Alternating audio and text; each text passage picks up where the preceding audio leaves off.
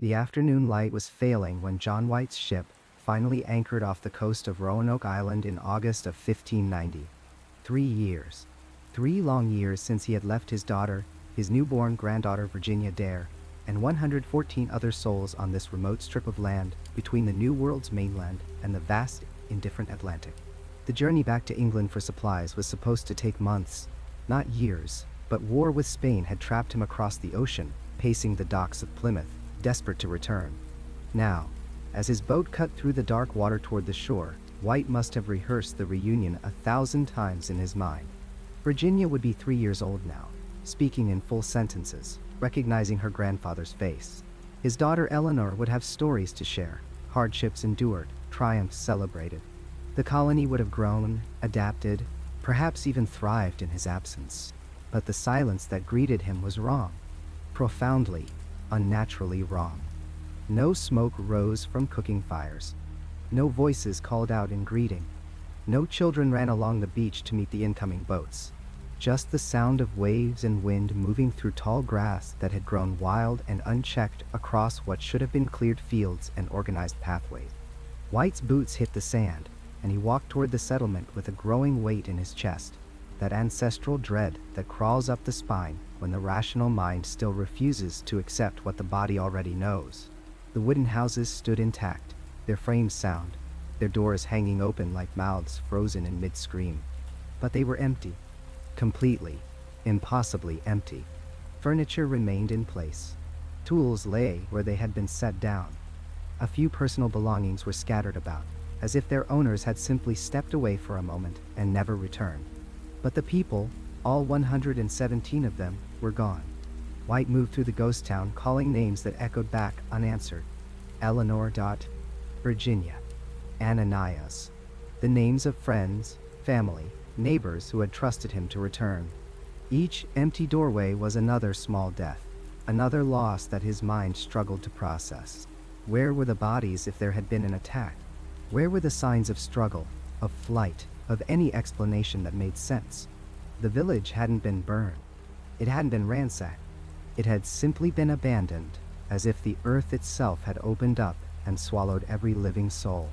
Then he found it, carved into a wooden post at the entrance to the palisade, cut deep into the timber with deliberate, careful strokes. Croatoan. Just that single word, stark and cryptic, offering something between a clue and a curse. According to the agreement White had made before leaving, the colonists were supposed to carve a Maltese cross into a tree if they left under duress, under threat, under conditions of danger. But there was no cross. Just that word, Croatoan, the name of a nearby island, the name of a local tribe, carved without any mark of distress. White wanted to sail immediately to Croatoan Island, to follow this thread of hope that perhaps his family had simply relocated, that perhaps there was a reasonable explanation waiting just 50 miles south. But fate, as it so often does in this story, intervened. A storm rose up, vicious and sudden, damaging the ships and forcing them out to sea. White would never return. He would die in England years later, never knowing what happened to his granddaughter, never solving the riddle carved into that post, never finding closure for the mystery that would haunt him until his final breath. And the mystery endures. 434 years have passed since that August afternoon, and still, no one knows with certainty what happened to the lost colony of Roanoke. Theories abound. Some historians believe the colonists integrated with local Native American tribes, their English identity dissolving into the broader population of the region. Others suggest they were killed in conflicts we have no record of, their bodies lost to time and elements. Still, others propose they attempted to sail back to England on their own and perished at sea. Each theory has its proponents, its evidence, its logical appeal. But logic doesn't explain everything. It doesn't explain why modern visitors to Roanoke Island report strange phenomena, particularly the sound of rain falling when the sky remains clear, when the ground stays dry, when every rational sense says there should be silence. But instead, there is the persistent, unsettling whisper of water falling on leaves, on earth, on the roofs of houses that no longer exist. Locals claim these phantom rainstorms occur most frequently near the site of the original settlement. as if the island itself remembers that August day, as if the land holds memories in ways we cannot fully understand. What is it about vanishing that terrifies us so completely? Why does the image of those empty houses, those abandoned possessions, that single carved word, strike something so primal in our collective imagination? Perhaps it is because disappearance denies us the closure that death, terrible as it is, at least provides. We understand death. We have rituals for it, processes to grieve, and eventually heal. But vanishing is different. Vanishing leaves a wound that never quite closes, a question that never quite finds its answer. Those 117 people existed, walked, spoke, loved, feared, hoped. Then they were gone, and the silence they left behind feels less like an absence and more like a presence. Something heavy and watching, something that refuses to be forgotten. The lost colony reaches across centuries to touch us because it reminds us how fragile our hold on existence truly is. How quickly the familiar can become strange. How easily we might slip through the cracks of history and memory, leaving behind only questions for those who come searching. And somewhere in that dread is a truth we rarely want to confront. That meaning is not guaranteed. That some mysteries remain mysteries. That the universe is under no obligation to provide us with answers that make sense. On quiet days, when the tourists have left and the sun sinks low over Roanoke Island, you can stand near where that palisade once stood and listen.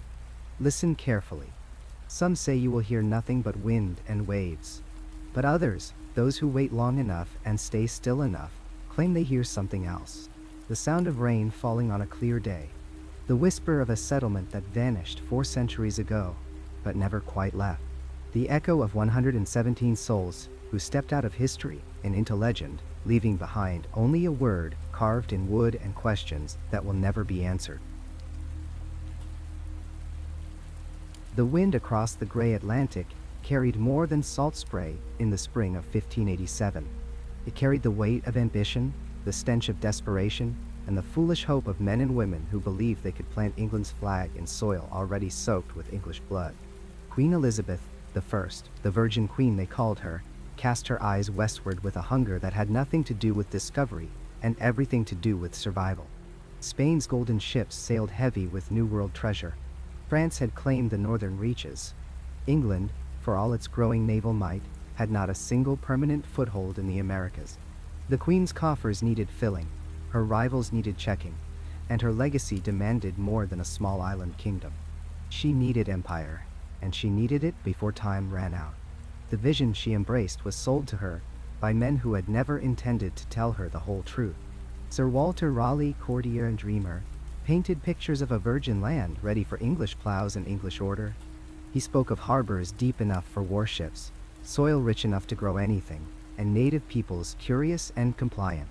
What he did not mention, or perhaps did not care to dwell upon, was that English boots had already trampled that ground, and English swords had already broken faith there.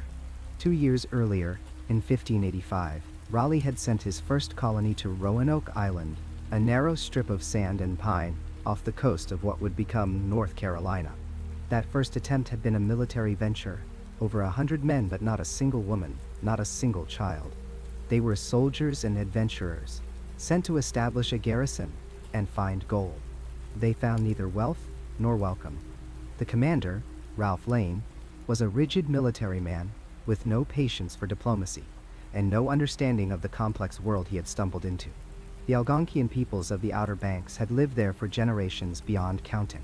They knew the rhythms of the land, the patterns of fish and the sounds, the ways of corn and squash and beans.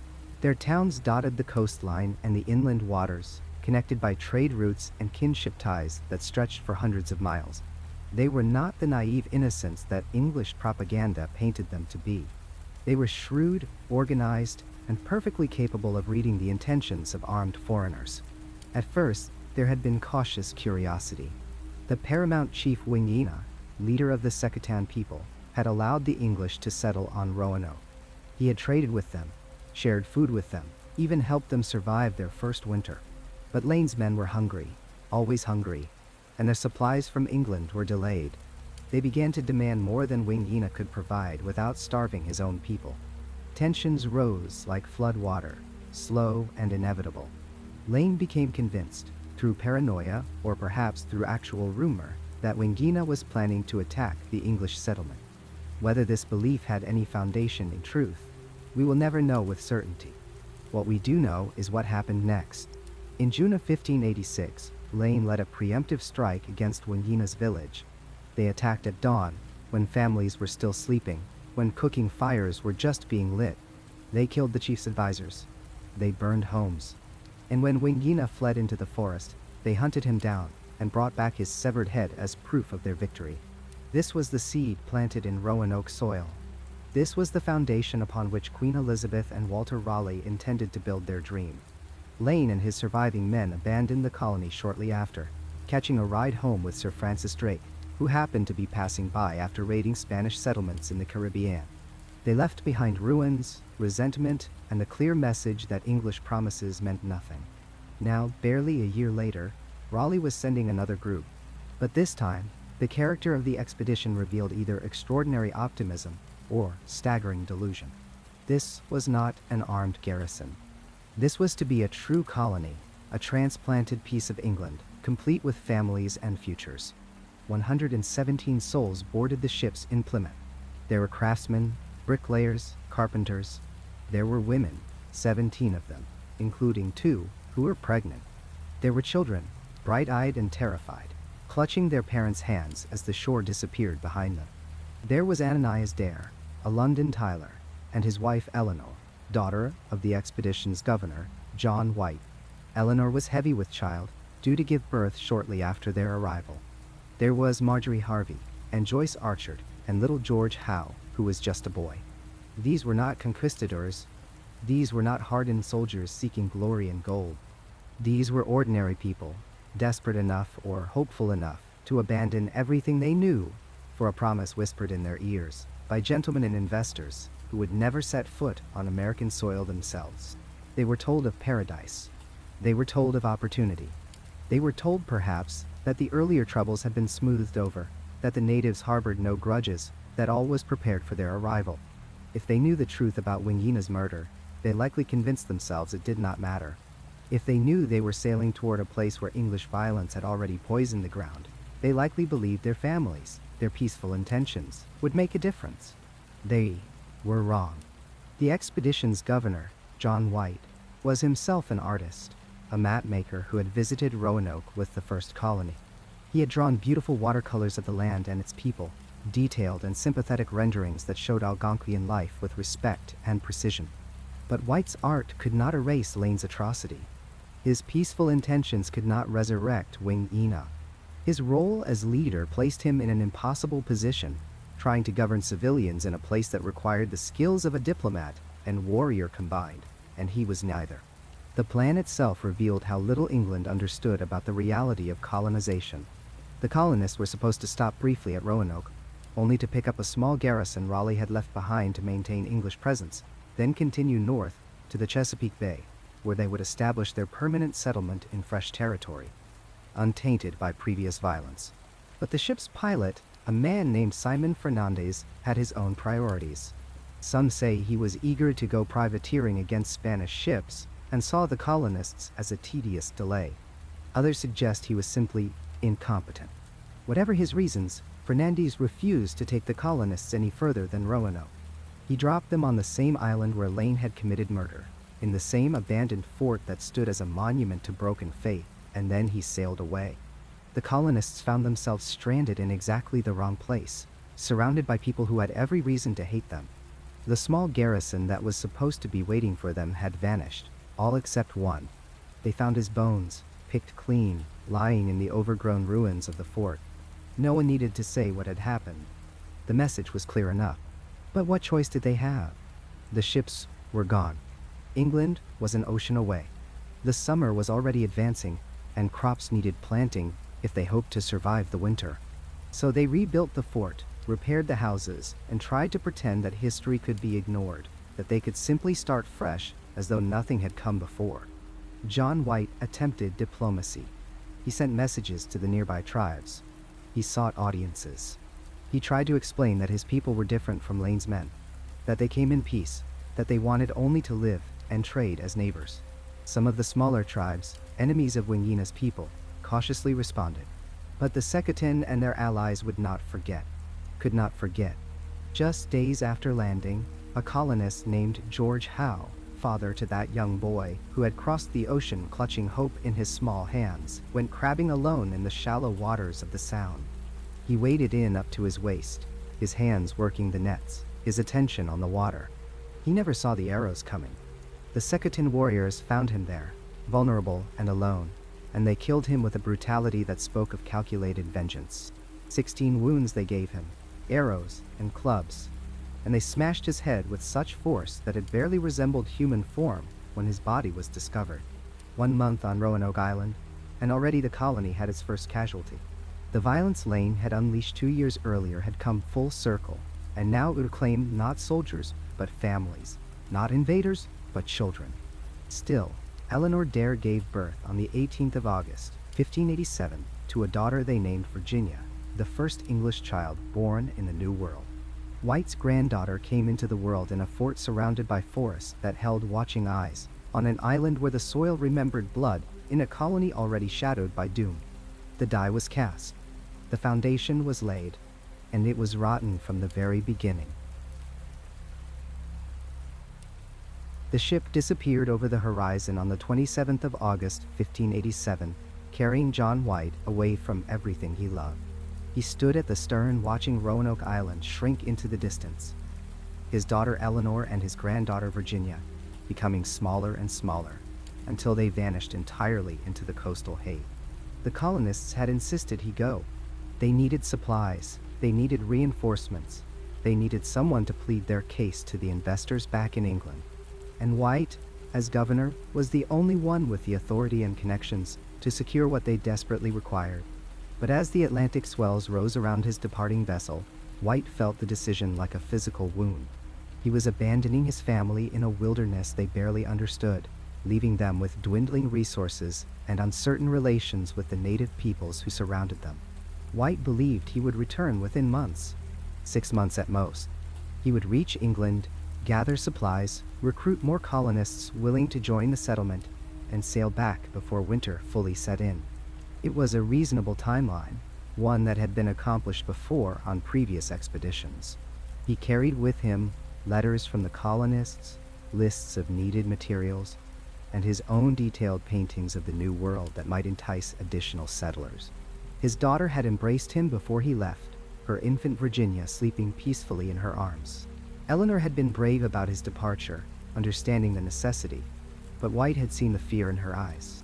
She was a mother now, responsible not just for herself, but for the first English child born in America. The weight of that responsibility showed in the tightness around her mouth, the way she held Virginia just a bit too close. The crossing to England took longer than expected. Storms pushed them off course. When White finally reached English shores in November of 1587, he immediately began organizing a relief expedition. He met with investors, purchased supplies, and secured 2 ships to carry everything back to Roanoke. By spring of 1588, he was ready to depart. Everything was loaded, the crews assembled, his return to his family within reach.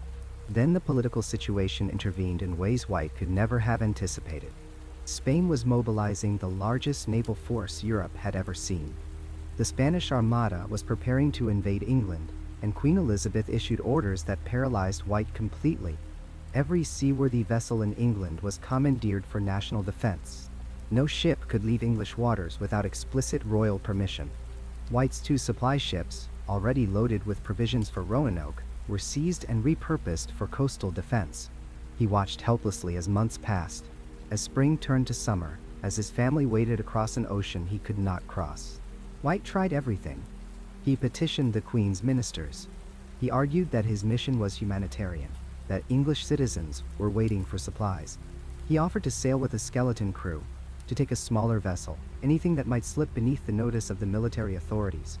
Every request was denied. England was fighting for its survival. The fate of one small colony in the New World, no matter how sympathetic, could not take precedence over the existential threat of Spanish invasion. In late July of 1588, the Spanish Armada finally arrived in English waters. The battles that followed were chaotic and decisive. English ships harried the Spanish fleet up the channel, using fire ships and superior maneuverability to break up the invasion force.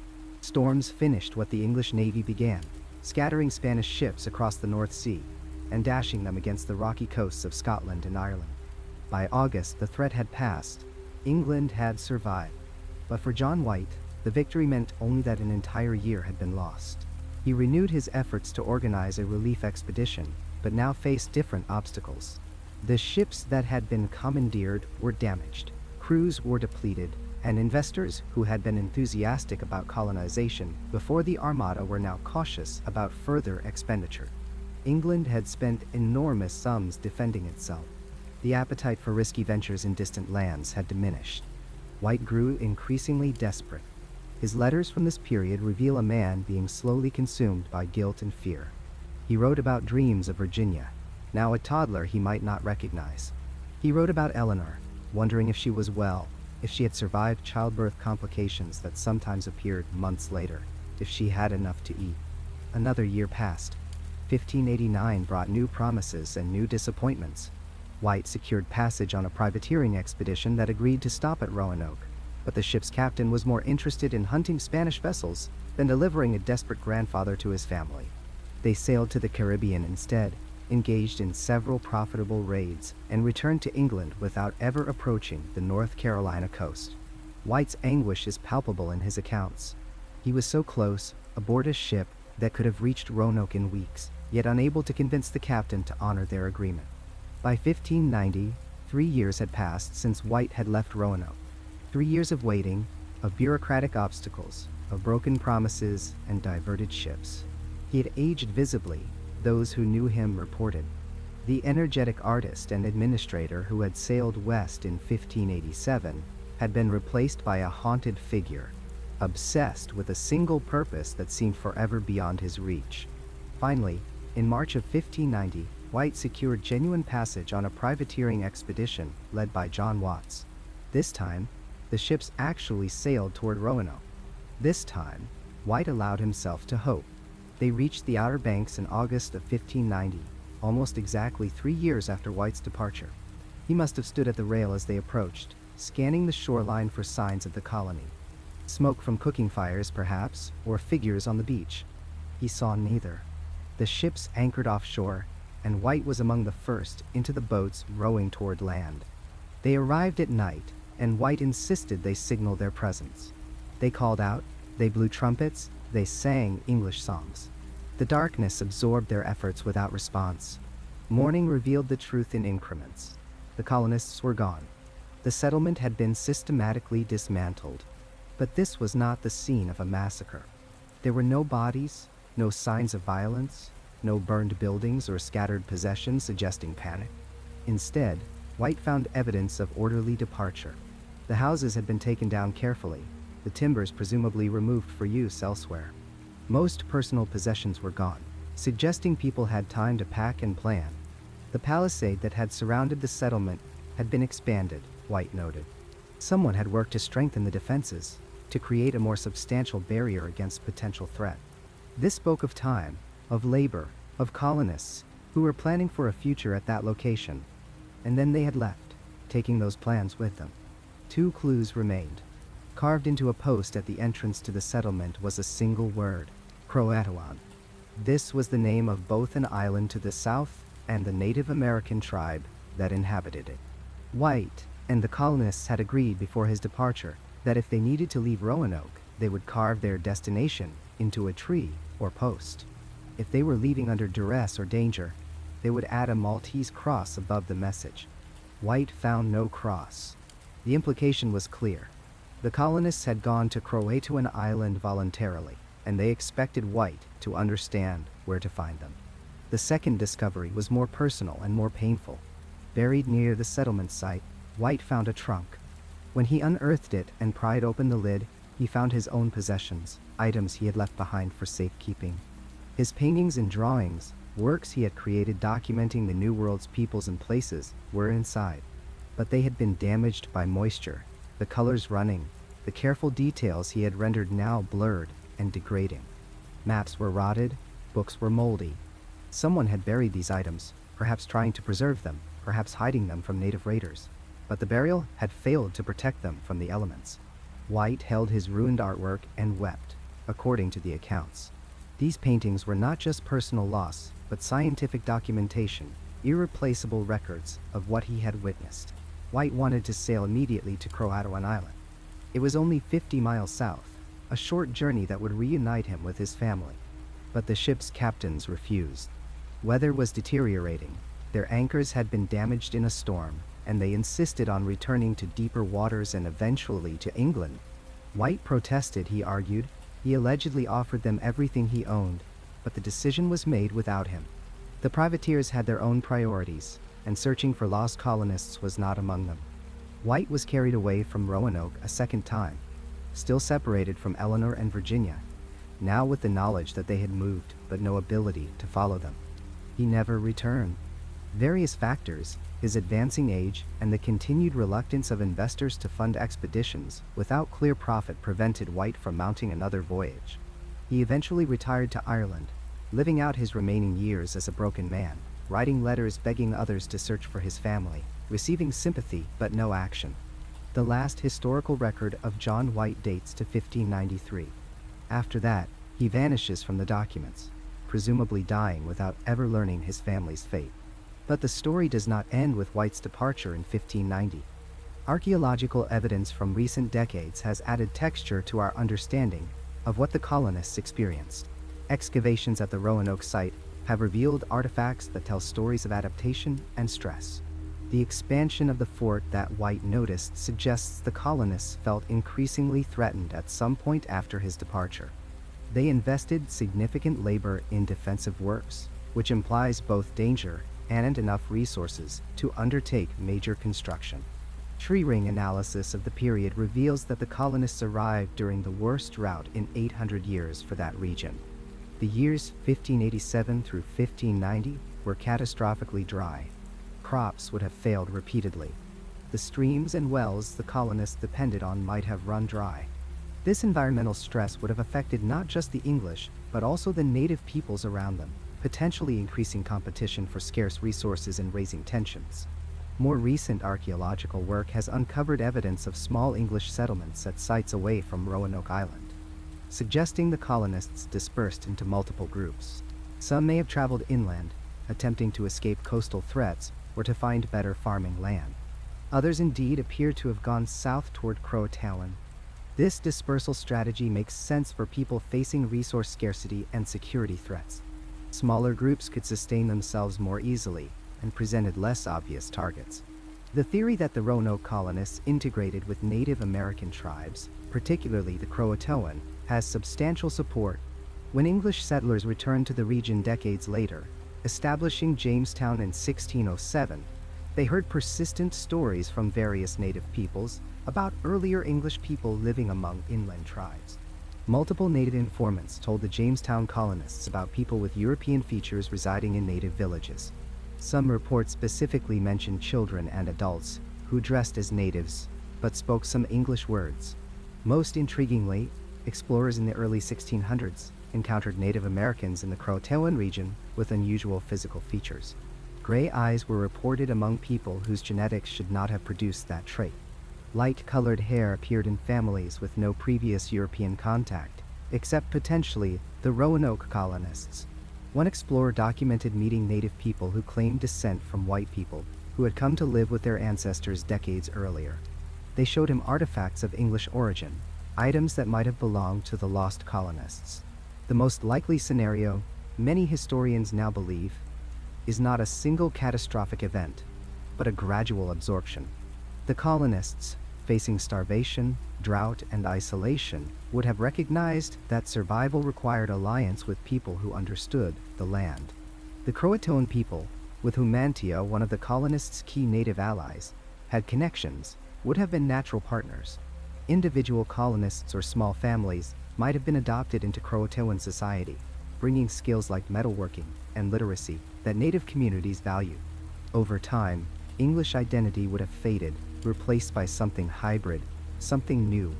Children like Virginia Dare would have grown up speaking Croatoan as their primary language, learning native skills, perhaps retaining fragments of English culture, but primarily inhabiting a native world. Within a generation or two, the distinction between colonist descendant and Croatoan tribe member would have become meaningless. The Roanoke colonists would not have died out, but rather transformed, their genetic and cultural legacy blending into the peoples who already called that land home. This is not the dramatic ending that popular imagination prefers. There is no massacre, no supernatural disappearance, no clear moment of tragic conclusion. Instead, there is adaptation, survival, and transformation. A grandfather, searching forever for a family that had already become something he might not have recognized. A colony that failed as an English outpost, but may have succeeded as a human experiment in cultural fusion. The melancholy lies not in death, but in change, not in tragedy, but in the inexorable way people become other than what they were when faced with necessity and time.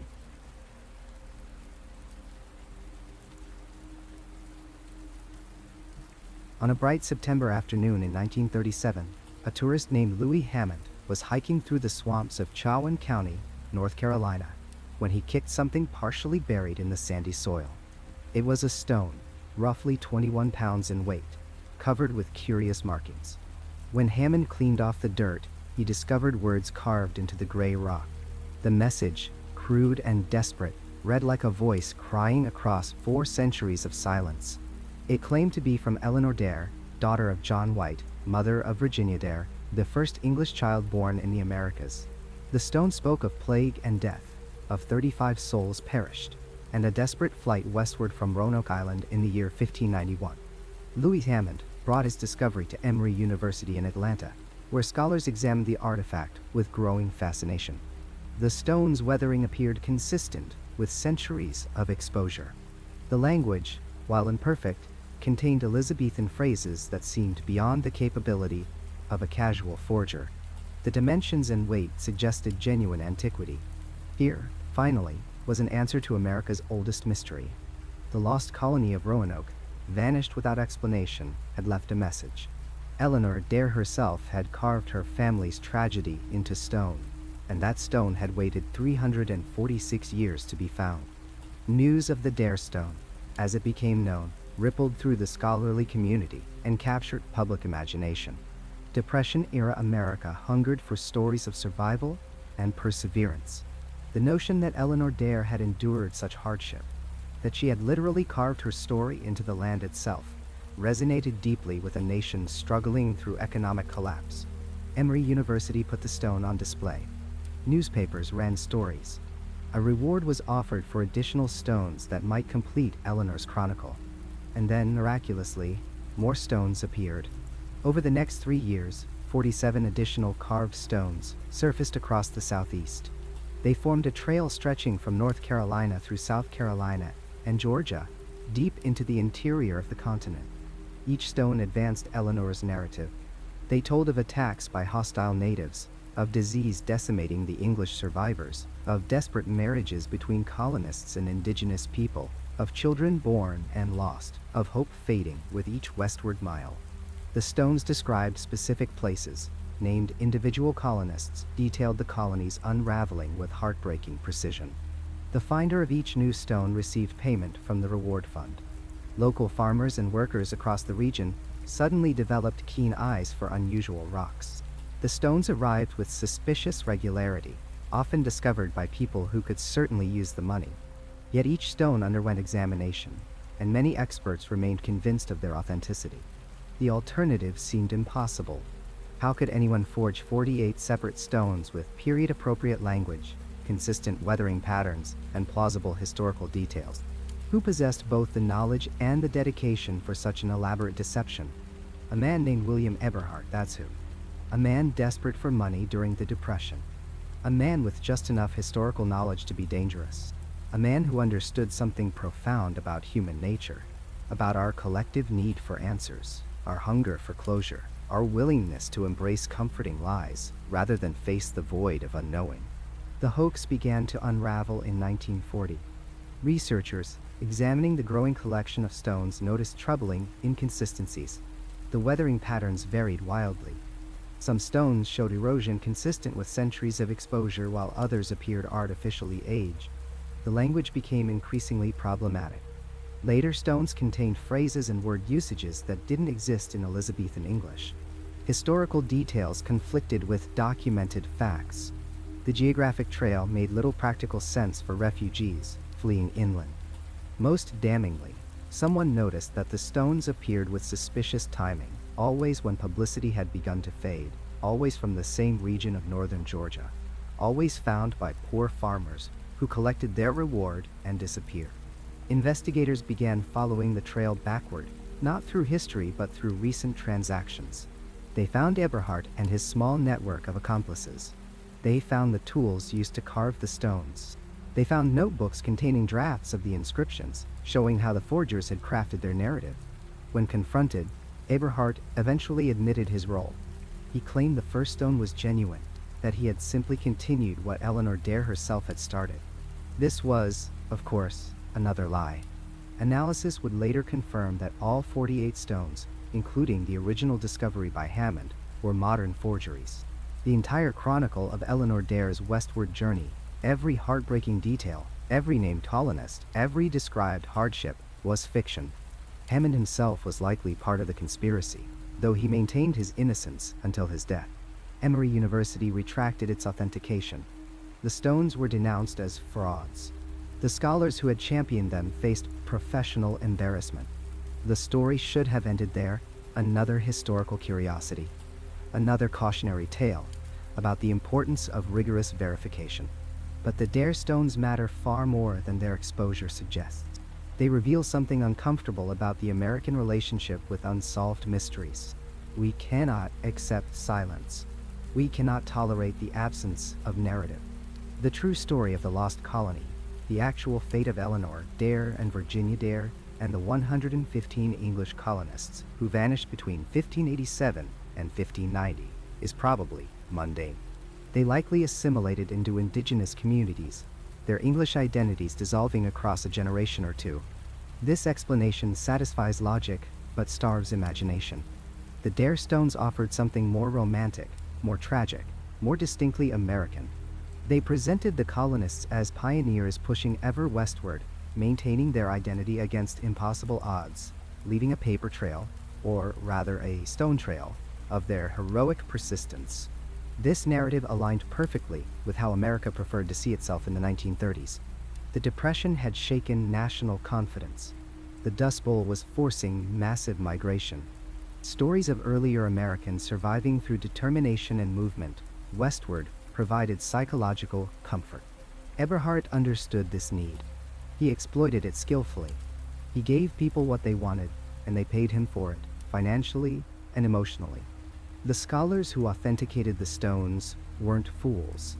They were human. They wanted the stones to be real because genuine artifacts would make their careers, yes, but also because the stones told a story that felt true in some deeper sense, regardless of their physical authenticity.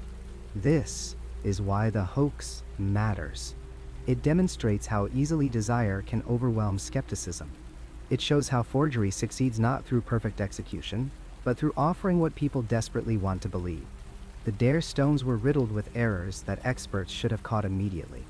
But catching those errors required wanting to find them, and the scholars examining the stones wanted, more than anything, for them to be real. Now consider what the real Eleanor Dare might have experienced. Use the false stones as a dark mirror, reflecting not what we wish had happened, but what probably did. Eleanor was approximately 24 years old when her father departed Roanoke Island in late 1587, leaving her with a newborn daughter and the promise of a supply ship within months. She watched his sails disappear over the horizon. She understood, as any intelligent person would, that many things could prevent his return. The supply ship didn't arrive in months. It didn't arrive in a year. England's war with Spain consumed all vessels. Francis Drake's raids on Spanish shipping took priority over a small colonial outpost. Eleanor and her fellow colonists faced a gradual realization. No one was coming. They could remain on Roanoke Island and slowly deplete their supplies, or they could seek integration with the indigenous Croatoan people who had maintained friendly relations with earlier expeditions. The choice was pragmatic. not desperate. Eleanor likely didn't flee in terror. She probably negotiated. She learned the Croatoan language. She taught them English words. Her daughter Virginia grew up speaking both tongues, belonging fully to neither culture and completely to both. Eleanor might have taken a Croatoan husband. Her English identity would have mattered less each year. Within a decade, she was simply a woman living in a particular place, with a particular family, no longer defining herself by the island she'd left or the country she'd never see again.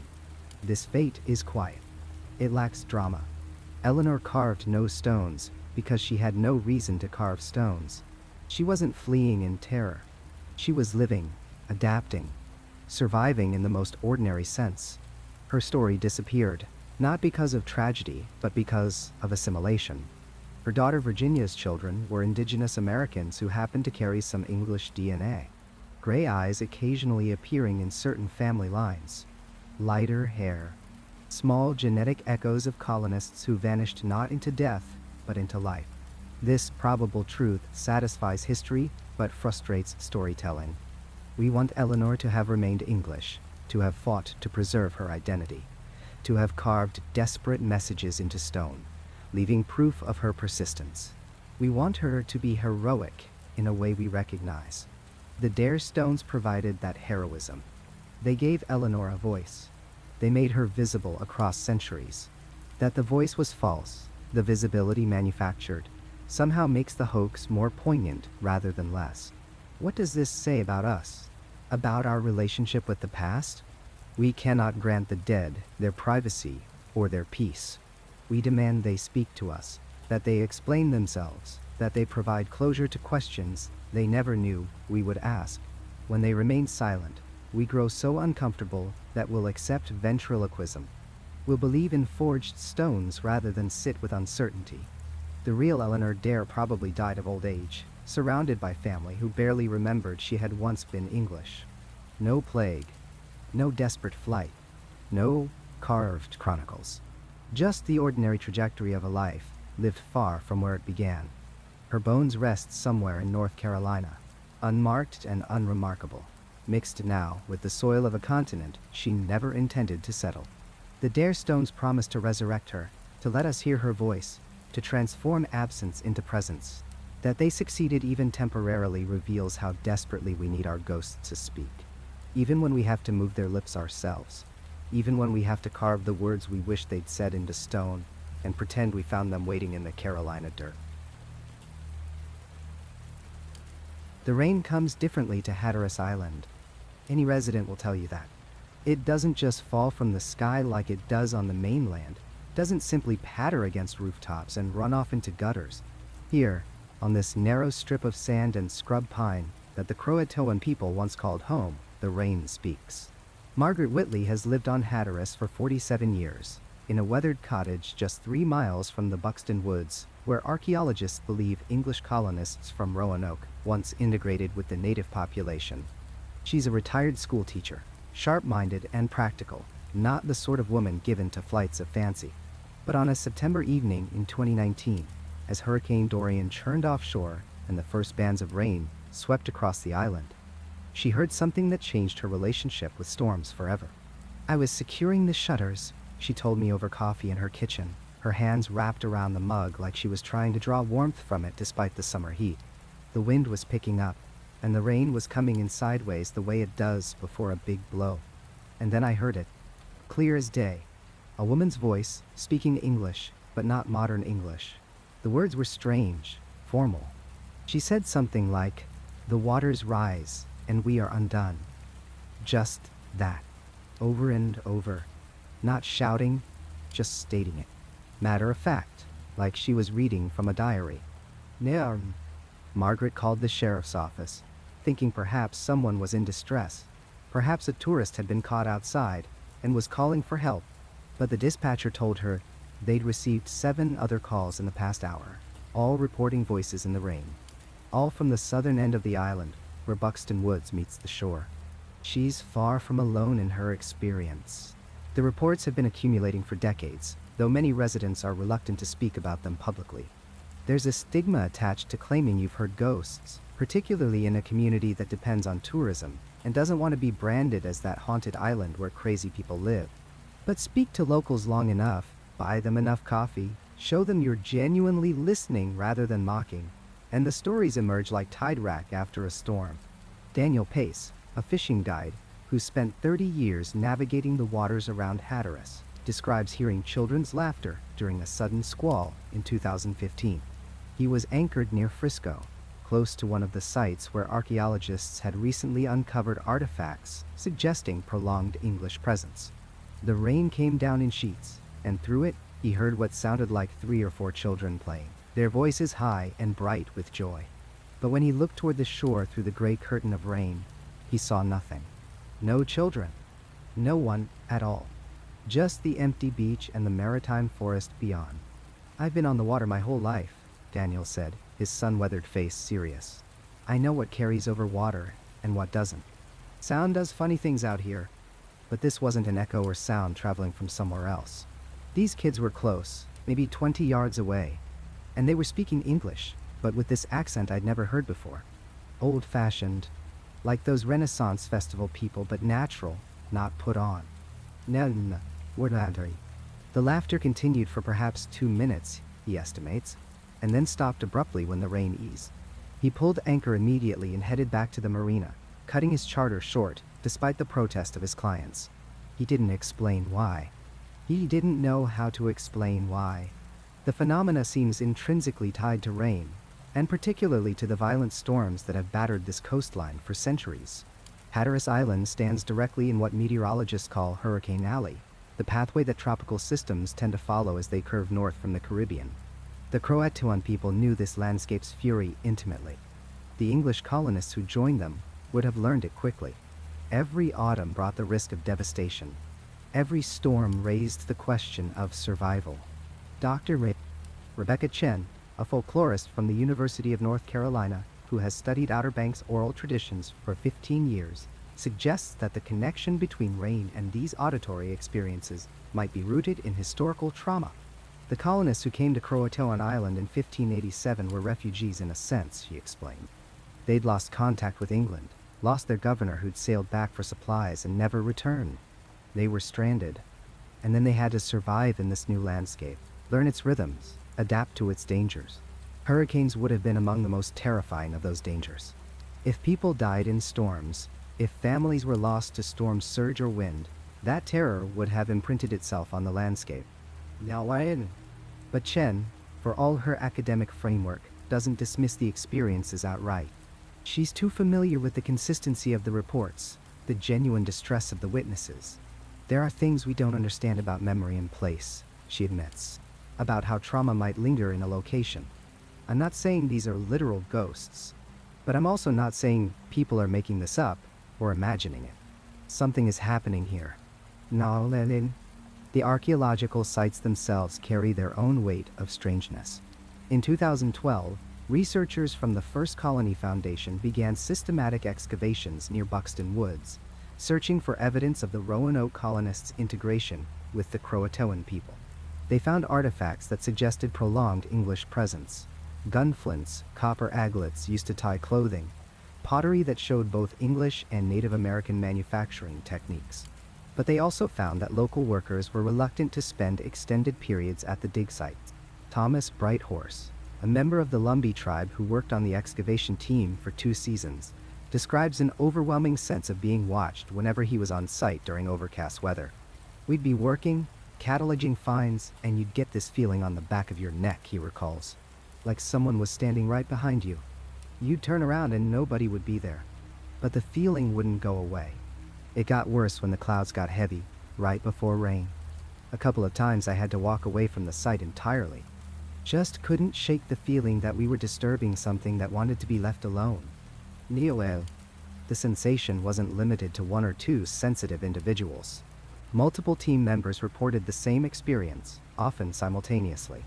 During a July afternoon in 2013, 5 members of the excavation team independently left the site within 20 minutes of each other, all citing the same oppressive feeling of unseen observation. A thunderstorm rolled in half an hour later, and when the team returned the next morning, they found that the carefully tarped dig site had been disturbed. Stakes had been pulled up. Tarps had been scattered despite being secured with professional-grade ties. Nothing had been damaged or stolen, but the message felt clear. You're not welcome here. The voices themselves, when people describe them, share remarkable similarities across testimonies. They're always heard during rain or immediately before it. They speak in what linguists identify as early modern English, the dialect spoken during the late 1500s. The voices are never threatening, never aggressive. Instead, they sound tired, lost, occasionally afraid. Jennifer Torres visited Hatteras in 2018 for a week's vacation with her family. On their third evening, she took a solo walk along the beach near Frisco, while her husband put their children to bed. A light rain began, warm and steady, and she was about to turn back when she heard someone speaking. At first I thought it was another walker, she remembers. But when I looked around, the beach was empty, and the voice was coming from everywhere at once. From the rain itself, a man's voice, speaking slowly, like he was very tired.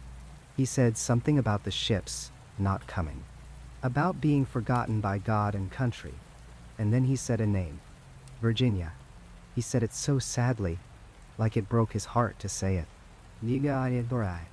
Jennifer, who knew nothing of the Lost Colony history beyond what she vaguely remembered from school, was shaken enough to research the story when she returned to her rental house. She learned about Eleanor Dare's daughter, Virginia Dare, the first English child born in the Americas, born on Roanoke Island in 1587 and lost to history when the colony vanished. The coincidence disturbed Jennifer enough that she cut the vacation short by 2 days. The skeptical explanations are numerous and reasonable. The human brain excels at finding patterns in randomness, at hearing voices in white noise. Rain creates a constant auditory backdrop that could easily be misinterpreted, especially by people primed by local legends to expect something unusual. The power of suggestion is formidable. Tell someone a place is haunted, and their perception shifts. They notice things they might otherwise dismiss. They interpret ambiguous stimuli through the lens of expectation. Dr. Mark Sullivan, a psychologist specializing in perception and cognition, points to pareidolia, the tendency to perceive meaningful patterns in random stimuli. We see faces in clouds. We hear our name being called in wind chimes, he explains. Our brains are prediction machines, constantly trying to make sense of sensory input by matching it to known patterns. In an environment where you're alone, where conditions are somewhat unsettling, where you've been exposed to stories about ghosts or voices, your brain might very well construct a voice out of the random noise of rainfall. And yet the specificity of the reports is harder to dismiss. The consistent references to Elizabethan English, the recurring themes of abandonment, of rising waters, of being forgotten, the geographical clustering around sites with archaeological evidence of colonial presence. Coincidence can explain some of this, but all of it, the island itself, seems to remember violence. Hatteras has been reshaped repeatedly by hurricanes, its shoreline withdrawn with each major storm. The hurricane of 1846 created Oregon Inlet to the north, permanently severing the island chain. The Ash Wednesday storm of 1962 nearly cut the island in half. Hurricane Isabel in 2003 opened a new inlet that had to be artificially filled. This is a landscape in constant conversation with catastrophe. Local historian Patricia Manning has documented over 30 major storms that have struck Hatteras since European contact. The Croatoan people knew how to live with this, she notes. They had protocols for hurricanes, knew when to move inland, how to read the signs. But for the English colonists, these storms would have been unlike anything they'd experienced. The sheer power of a hurricane, the storm surge, the devastation. They must have been terrified. That terror, some believe, still echoes. On quiet nights before storms, when the air grows heavy and the first tentative drops begin to fall, the island remembers. It whispers its memories in rain voice and windward, in the laughter of children who played 400 years ago, in the prayers of frightened colonists watching the sky darken with approaching fury.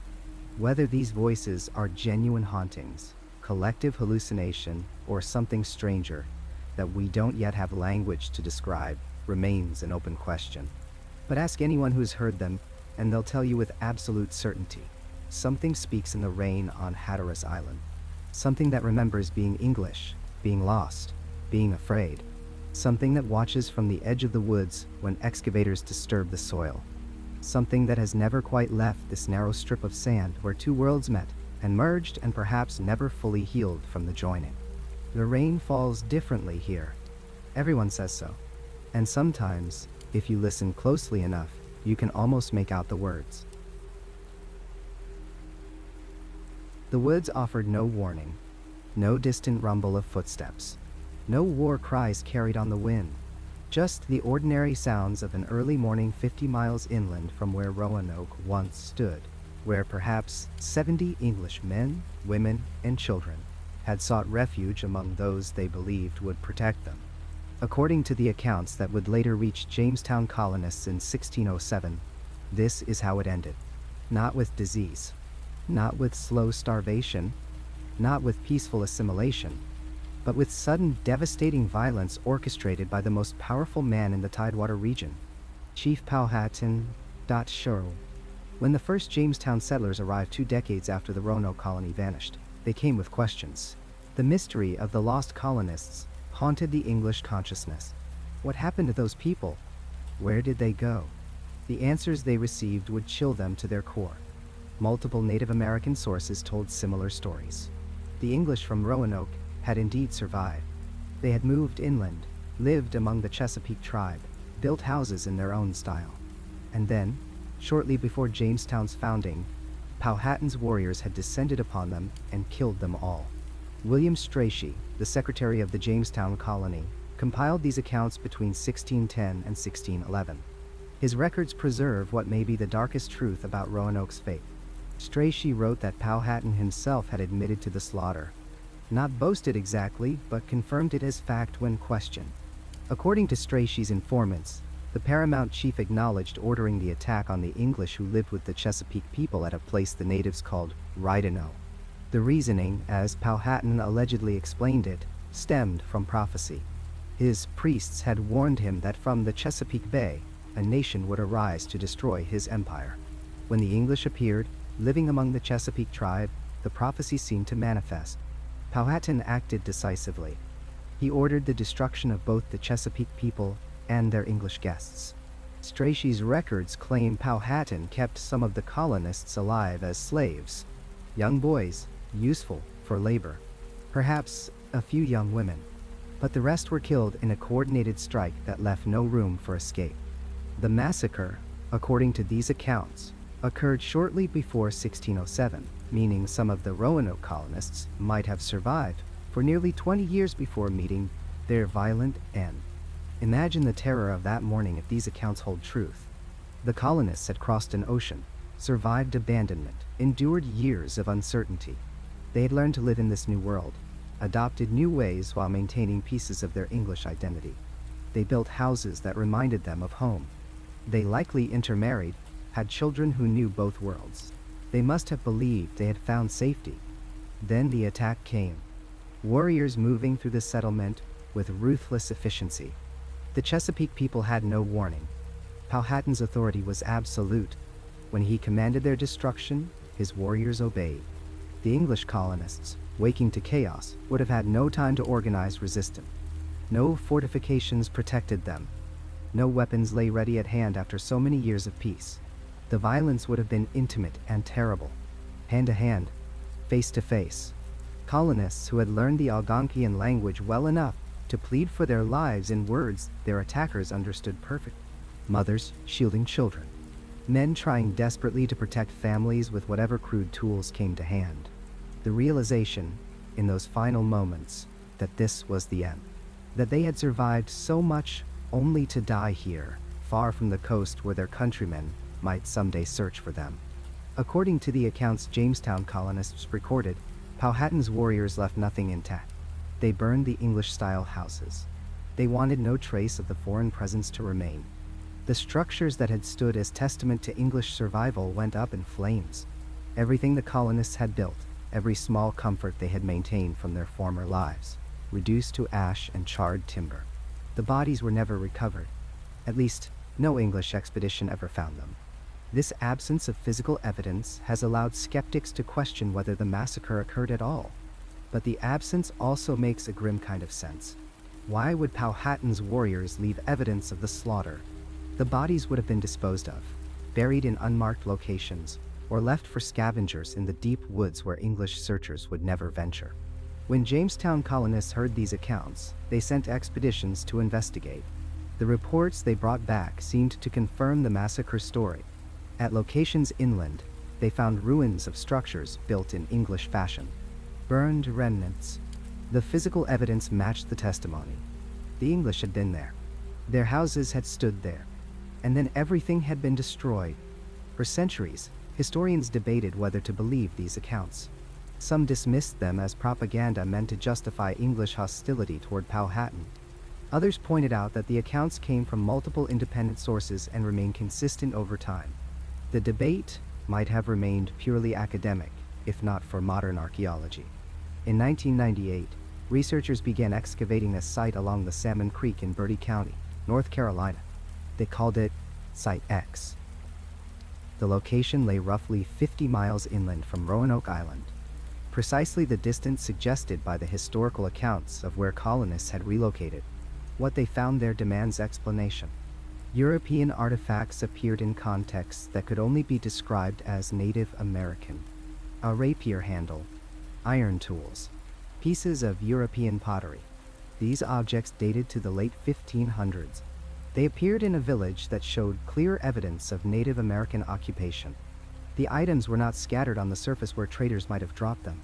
They were integrated into the living spaces, as if people of European origin had lived there among the native population.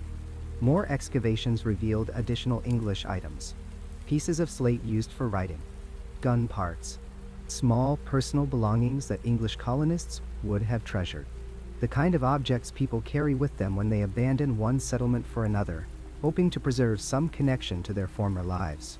The archaeological evidence supports a scenario where English colonists did indeed travel inland and live among native communities.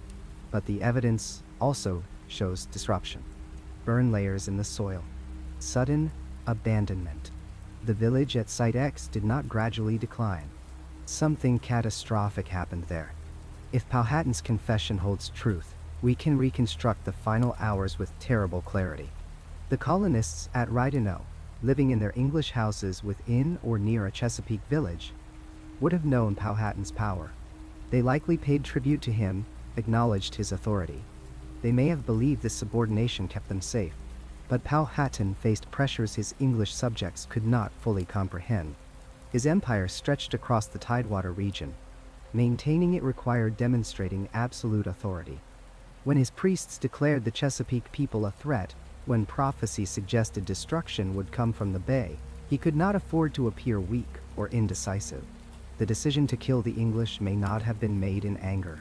It may have been calculated, pragmatic, a leader eliminating a potential threat before it could mature into actual danger. The English at Jamestown would later learn how Powhatan dealt with challenges to his power. Swiftly, completely, without room for mercy or second chances. For the colonists, the betrayal must have been devastating. If they had lived peacefully for years, if they had come to trust the protection of the paramount chief, the sudden violence would have shattered everything they understood about their place in this world. There would have been no negotiation, no chance to flee, just the awful realization that they had been judged expendable. The children born to English parents in the New World, children who had never seen England, would have died confused. This was the only home they knew. These languages were their languages. Yet they died for being English, for representing a threat they had not chosen and could not control. Some colonists, Strachey's accounts suggest, were spared immediate death, only to face something potentially worse. Slavery under Powhatan meant absolute servitude. Young boys taken alive would have watched their families killed, then been forced to serve the very people who had destroyed everything they loved. They would have been living reminders of English vulnerability, their continued existence, a demonstration of Powhatan's complete victory. The question that haunts this theory is why Powhatan would admit to the massacre if he had committed it. Confession suggests either pride in the act or indifference to English opinion. By the time he allegedly confirmed the slaughter to his English questioners, Jamestown had been established. More English were arriving. Perhaps Powhatan believed the admission would serve as warning. This is what happens when you threaten my domain. This is how decisively I deal with foreign presences I deem dangerous. Or perhaps the confession itself is fabricated. Perhaps William Strachey heard second-hand accounts, misunderstood native explanations, and recorded as fact what was actually rumor or misinterpretation. The Jamestown colonists desperately wanted to know what happened to Roanoke. They needed answers. Human nature being what it is, they may have heard what they expected to hear, what made narrative sense of the mystery. Yet the archaeology at Site X refuses to disappear. The European artifacts are real. The burn layers are real. The evidence of sudden disruption is real. Something catastrophic occurred at that inland site in the late 1500s. Whether it was the massacre described in the Jamestown accounts remains uncertain, but the physical evidence supports violence and destruction rather than peaceful coexistence. This is the climax of the Roanoke mystery, because it offers the darkest possible answer. Not survival and assimilation, not rescue and escape, but betrayal and slaughter. The colonists who carved Croatoan into a post may have been leaving a message about their intended destination, but that destination may have become their grave. They sought safety and found only a delayed death, perhaps more terrible for the hope that preceded it. If this theory is true, the lost colony was never truly lost. Powhatan knew exactly where they went and exactly what happened to them. The mystery exists only because the truth was too terrible to preserve, too damaging to record in any form that would survive. The colonists' final resting place remains unmarked because that erasure was the point. They were meant to disappear completely, leaving no trace that might inspire English revenge or become a rallying cry for future conflicts. In the soil at Site X, archaeologists continue to excavate. Each artifact raises new questions. Each burn layer suggests violence. The dead cannot speak, but the earth preserves their story in fragments. And that story, pieced together from Powhatan's alleged confession and the physical evidence, speaks of betrayal, massacre, and the absolute vulnerability of those who place their trust in powers beyond their control. On the 18th day of August, in the year 1587, a child's cry pierced the humid air of Roanoke Island. Virginia Dare entered the world as the first English child born in the New World, daughter of Ananias and Eleanor Dare, granddaughter of Governor John White. 9 days later, her grandfather would sail back to England for supplies, leaving his newborn granddaughter behind. He would not return for 3 years. When he finally did, in 1590, he would find nothing.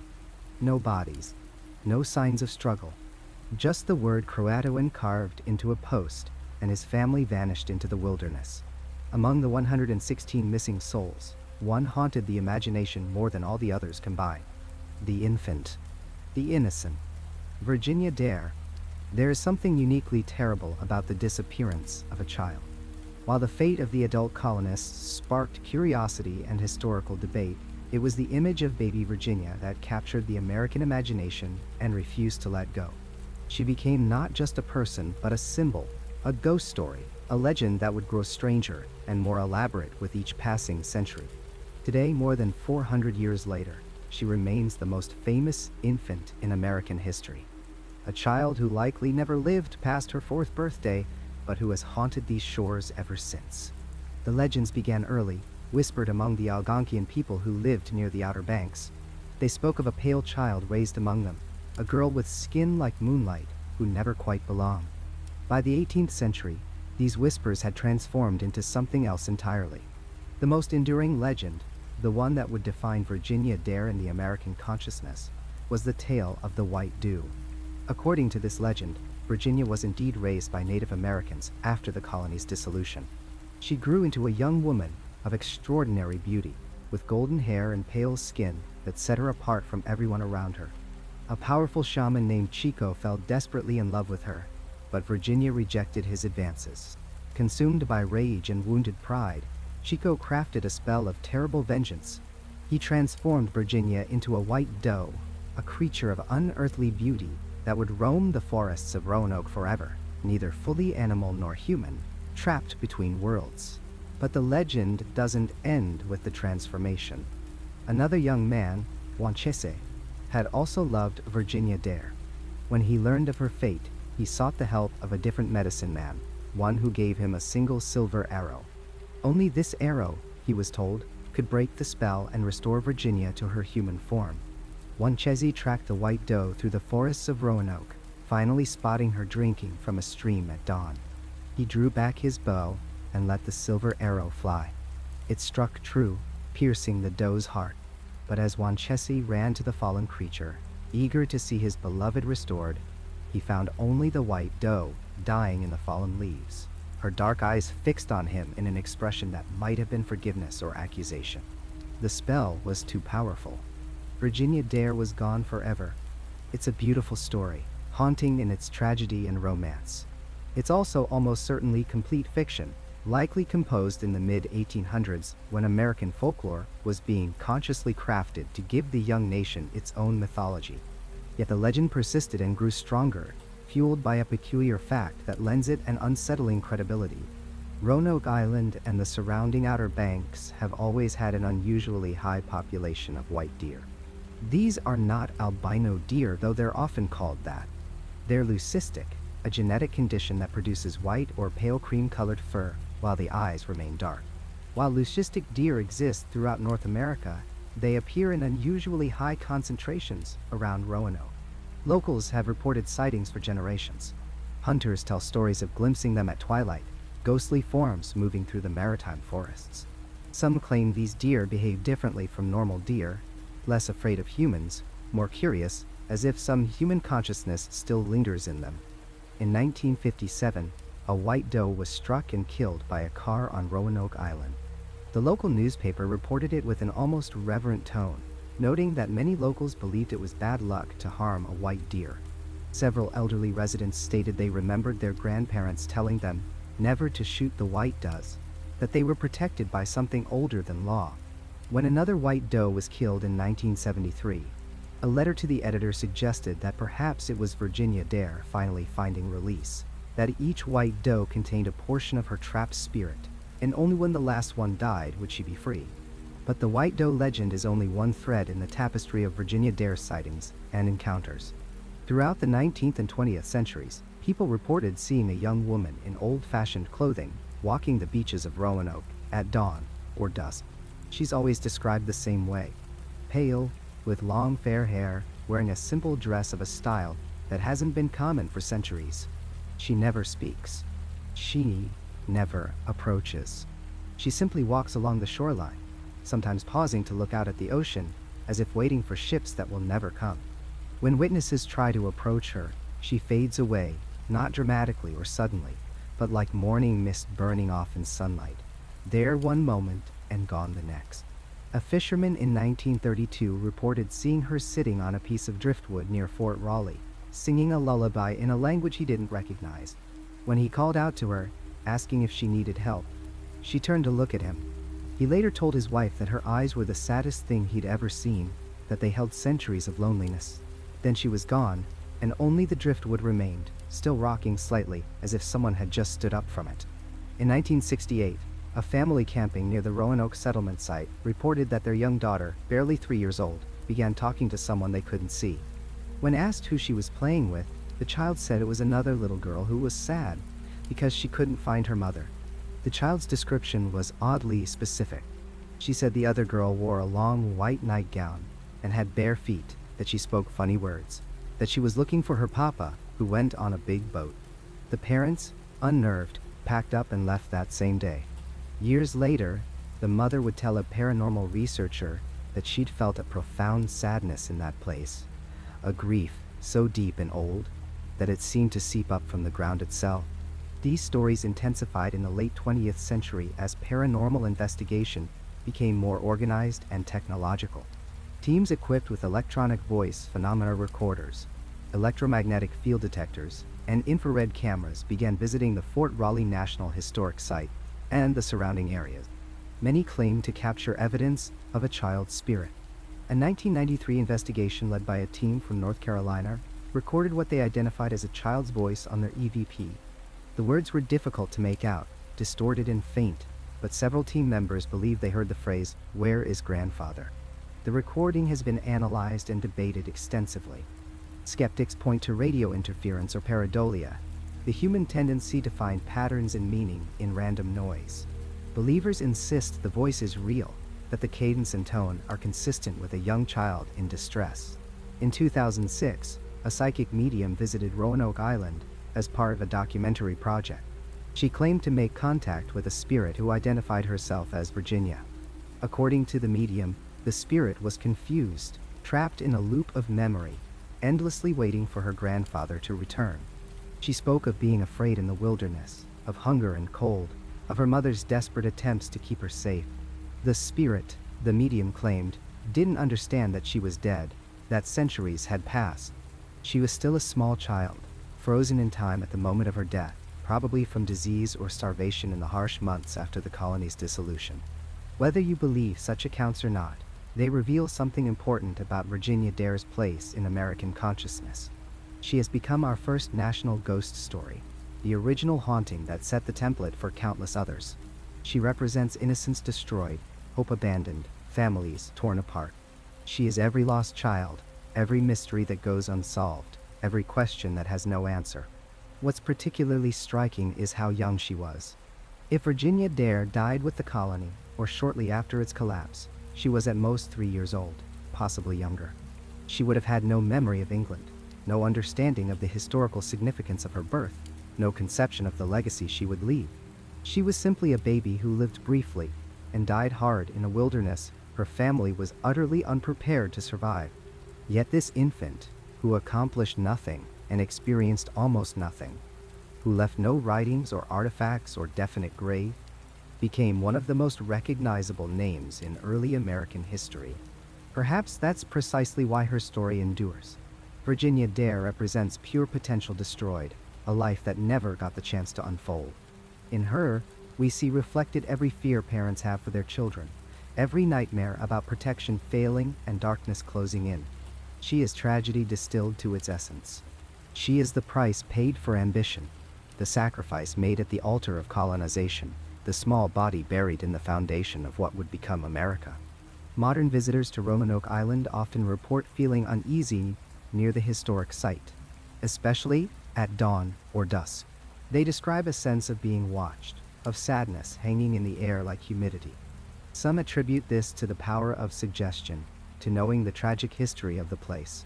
Others believe something genuinely lingers there, an imprint of grief so profound that it has soaked into the land itself. The white deer still appear on Roanoke Island. Game cameras capture them moving through the forest at night, their pale forms almost luminous against the darkness.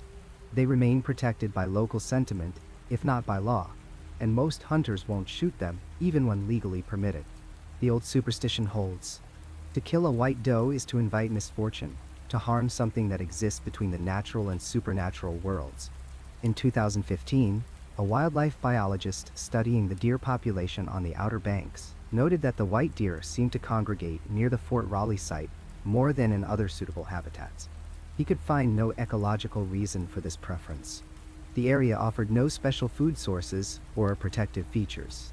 It was as if, he said in an interview, they were drawn there by something other than survival instinct.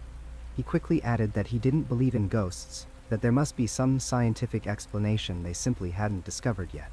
But his uncertainty was clear in his voice. The question that haunts researchers and storytellers alike is why Virginia Dare specifically became this enduring symbol. Other children were born in the early colonies and died young. Other families suffered similar tragedies. But none captured the imagination quite like this one infant born on an August day in 1587. Perhaps it's because she represents a beginning and an ending simultaneously, the first and the lost, hope and tragedy intertwined from the very moment of her birth. Or perhaps it's something simpler and more human. Perhaps we tell her story because we cannot bear the thought of her being forgotten, because if we stop speaking her name, she dies a second time, completely and finally. Virginia Dare was 9 days old when her grandfather last saw her. She was small enough to hold in one arm, helpless and dependent, with her entire life stretching before her, full of possibility. 3 years later, she was gone, almost certainly dead. along with everyone she had ever known. What happened in those 3 years, no one can say with certainty. But the legends persist, the sightings continue, and the white deer walk through the forests of Roanoke, pale as ghosts, silent as secrets, beautiful and haunting, and eternally unexplained. The rain returns now, just as it began. Steady drops falling on Croatoan Island, tapping against wet sand and twisted oak branches, the same rhythm that has marked this place for centuries. We came here following that sound, listening for voices in the storm, and now we must acknowledge what 400 years of investigation has forced us to accept. We still don't know what happened to them. The theories remain, each one supported by fragments of evidence, each one contradicted by gaps in the historical record. Assimilation into the Croatoan tribe, leaving behind English eyes in native children. Massacre at the hands of Spanish forces or rival indigenous groups. Bodies buried in unmarked graves that the forest has long since reclaimed. Disease sweeping through a weakened colony, reducing them to scattered refugees absorbed into different communities. Gradual dispersal, groups of colonists splitting apart and walking in different directions until the very concept of the lost colony dissolved into the wilderness. Or something else entirely, something we haven't imagined yet, some combination of factors that unfolded in ways the historical record will never capture. The scholars continue their work. Archaeologists dig new sites each season, finding tantalizing artifacts that raise more questions than they answer. Genealogists trace bloodlines through modern families, searching for genetic markers that might prove English ancestry among indigenous descendants. Historians comb through archives in England and Spain, hoping that some overlooked document will finally provide the missing piece. And still, Roanoke resists explanation. But perhaps this is exactly why it haunts us so deeply. The mystery of Roanoke isn't really about 115 colonists who vanished from a small island in 1587. It's about something far more primal, far more terrifying. It represents the possibility of complete erasure.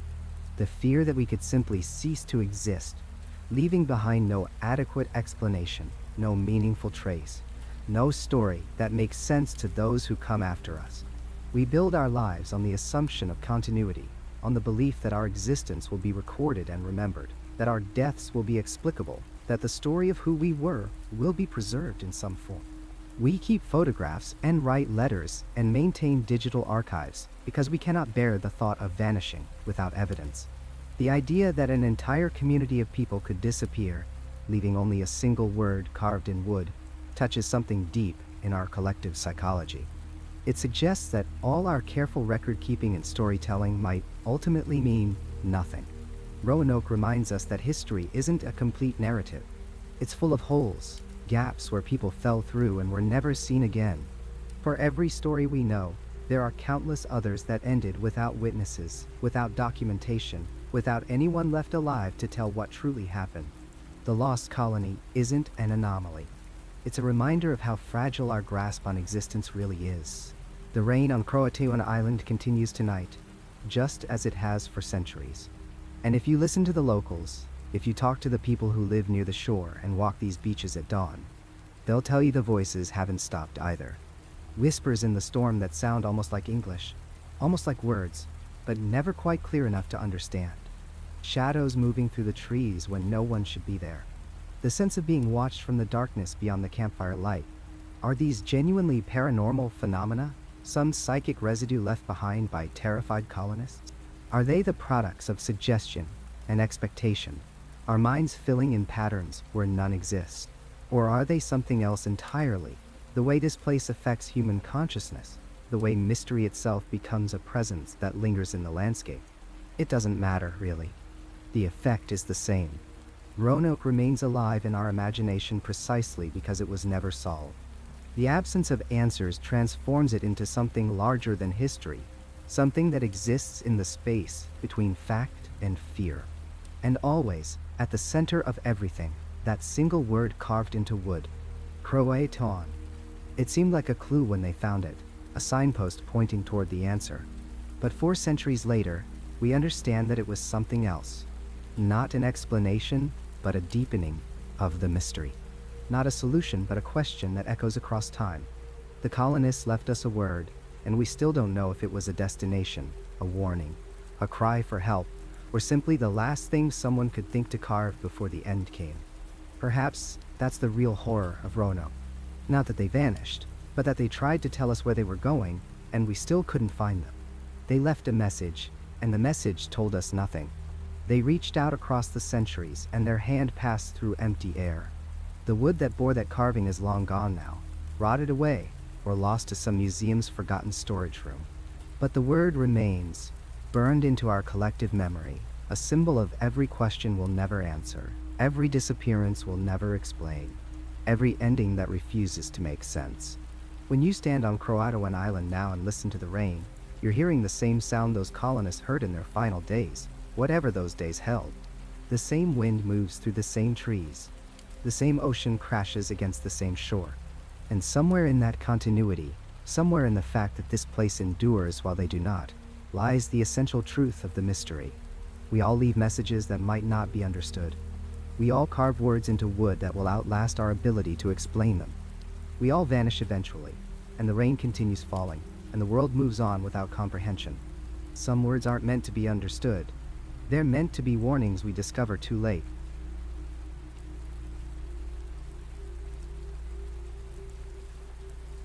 That's where this journey ends for tonight. If you made it all the way here, subscribe and hit the bell for more long-form stories like this. Check out the videos on screen for more right now. Drop your own experiences in the comments below.